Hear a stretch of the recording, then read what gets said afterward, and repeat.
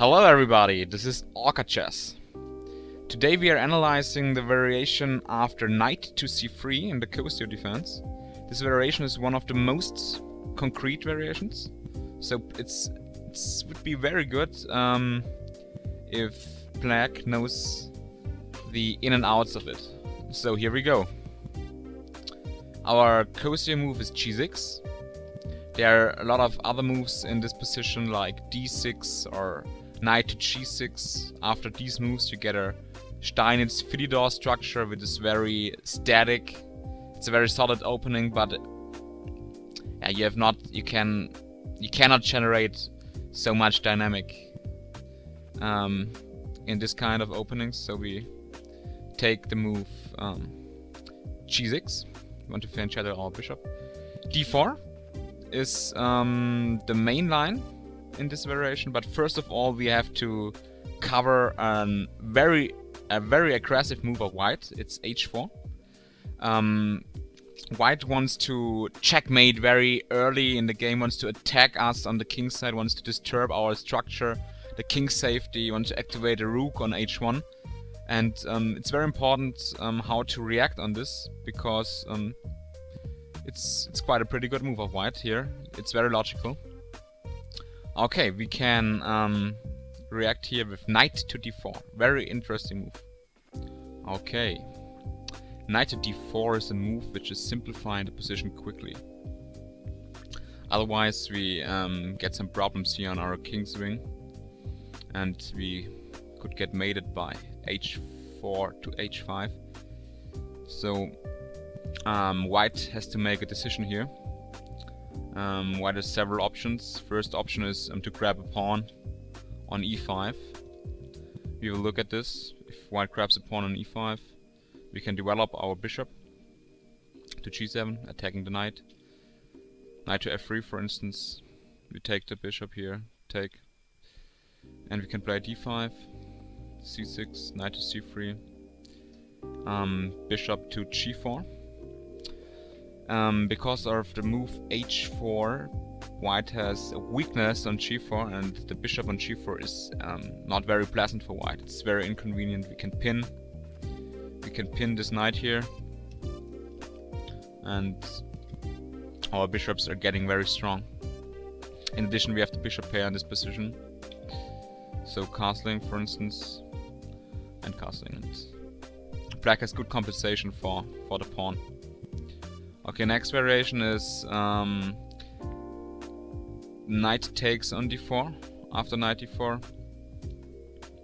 then we have to take on d4, knight to e2, c6.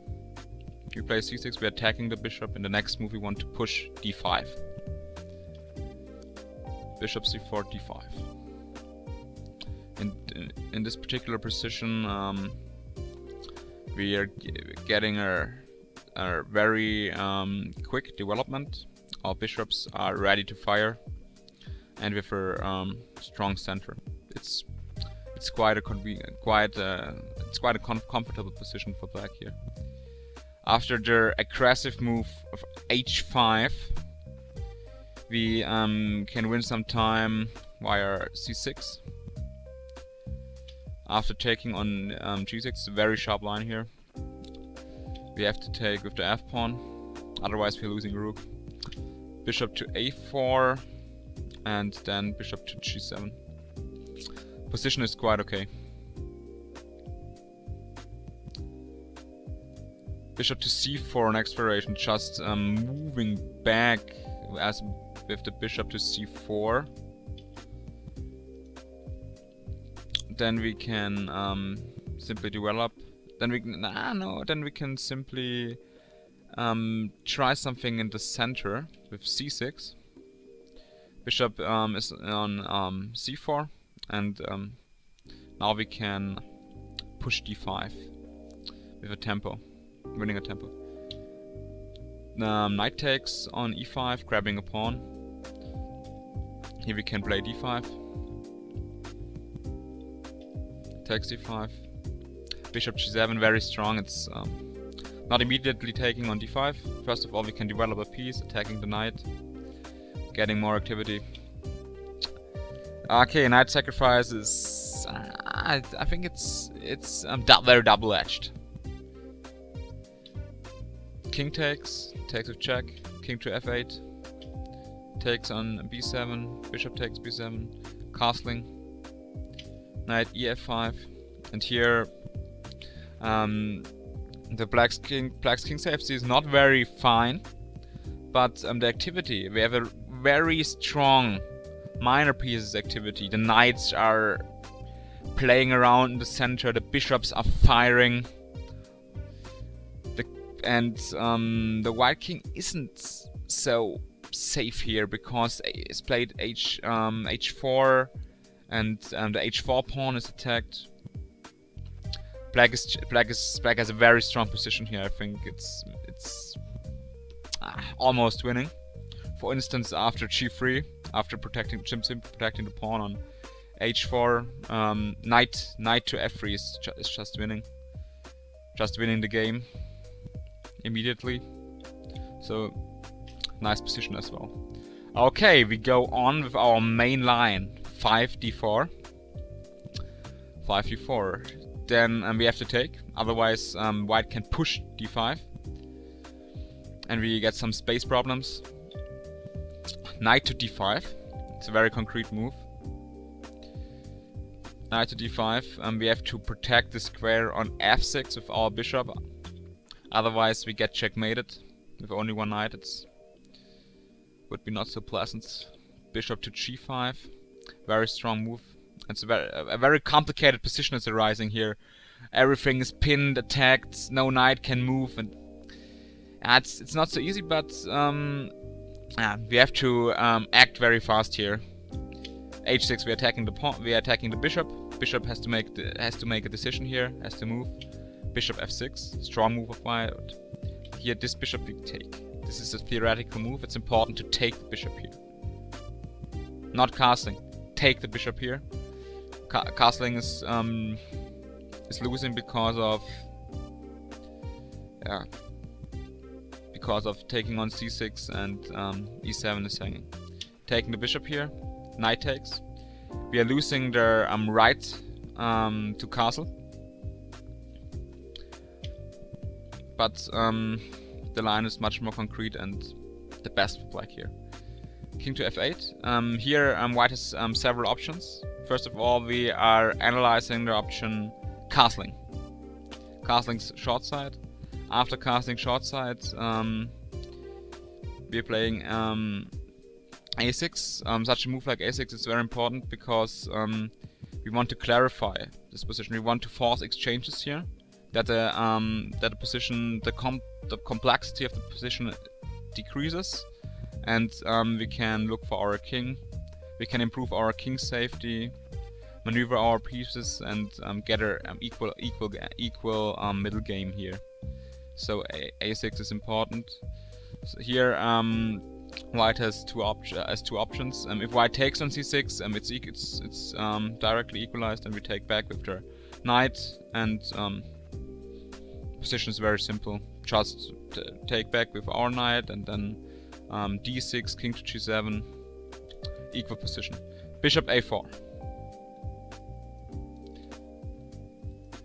Bishop to a4. After bishop to a4, we're playing king g7. Knight to d5. From white, b5. Bishop b3. Takes. Here it's important to replay. It's a theoretical position. It's a game Marie Sebag gegen Xu Sheng. It's a women world championship match. It's important to play here, rook to b8 here, to get out of the pin. Okay, this position is roundabout equal. The game followed up like this: knight takes d4, knight to e7, f4, takes d5, takes d5, rook to e8, f5, queen to g5, takes, queen to f3. It looks very dangerous for black, but the important squares are covered here. Bishop to b7, queen check, for instance, king h8, and this is not possible. The next move, white cannot take on d7 because of the queen check on e3, just losing a piece. And if this is not possible for white, we can play rook to e7 in the next move. And the position is quite okay. Okay. Bishop to a4. After bishop to c4. Playing king g7 as well. Knight takes d4. It's another line. If it takes on d4, then knight to e4, e5. We're getting a good square for the knight, attacking the bishop. Knight to f3. Knight to c6. It's not possible to take the bishop here because of queen to d4, and white is winning. Okay, knight to c6 takes, queen takes, and again we can equalize the game. In this kind of positions, everybody has to play in a logical way. Just cover the important squares, develop the pieces, try to activate the rooks, doubling on a file. It's just logical chess you have to play here. Okay, then we go back to the 10th move. We've analyzed the variation after castling, but there are sharper lines as well. For instance, directly taking on d4 with the knight. So here white is flexible. White hasn't fixed his position of the king, so he can castle short side, castle long side, or the king can remain in the center.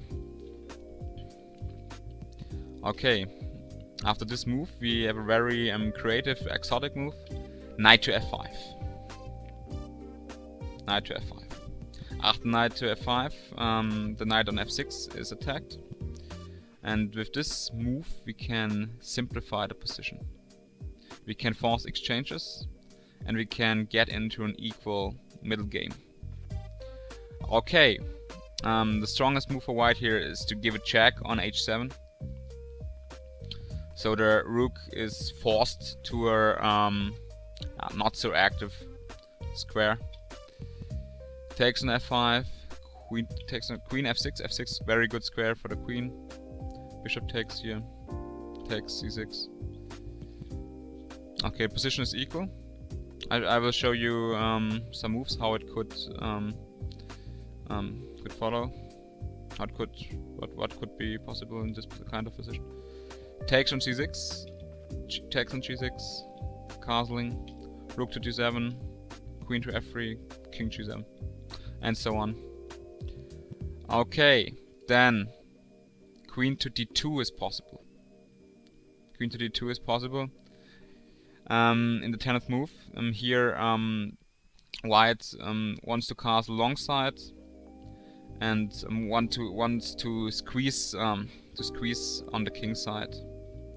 So we have to react in this kind of position quickly.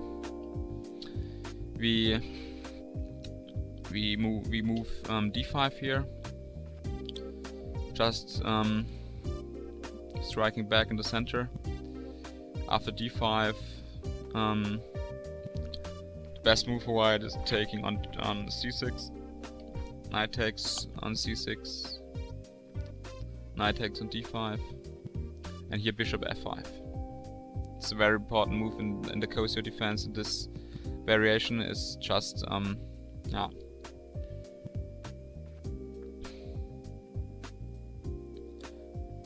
just looking for exchanges, sometimes in a very exotic and creative way. Okay, queen to f4, takes on e4 is possible, queen takes, queen to d6, and we are threatening rook to e8. just sacrifice a piece, threatening rook to e8, but this knight has no squares left. So it will be lost in the next move. We will win it in the next move. We win our material back. So white has to sacrifice a knight on c7. We're taking this, you know, something like that. Suck this move, and this is the position, and it's quite okay. We have more active rooks, and we have enough compensation for the pawn. Okay. Yes, this was the session about the knight to c3 variation. I will make a short recap. After knight to c3, it's important to know what to do after h4, after the aggressive h4. It's a signal move for knight to d4. Knight to d4, simplifying, clarifying the position, and black is fine because white remains with this weakness on g4, and black can develop his very strong bishops quickly. Then we have to know how to behave in this concrete variation after d4. After d4 takes on d4, knight to d5, bishop g7, everything is theoretical, there are no sidelines. Bishop to g5, h6, bishop to f6, you take here. The right for castling isn't important here, we can do it in a creative and tactical calculation way. This is very important in chess. In chess, there are different pillars, and I think the most important pillars in chess are calculation, that you can calculate lines, tactical lines, and the feeling for positional and strategic aspects, how to position, how to locate, how to positionate the pieces, which pawn structure shall I choose, and something like that. Okay, then here taking on f6, king to f8, castling, and so on. This is important. You have to know this in this line. In the next session we are analyzing the Cozio defense after the move froth d3. This is a close Spanish approach. We want to figure out what to do if white chooses a closed Ruy Lopez approach. Okay, see you next time on OrcaChess.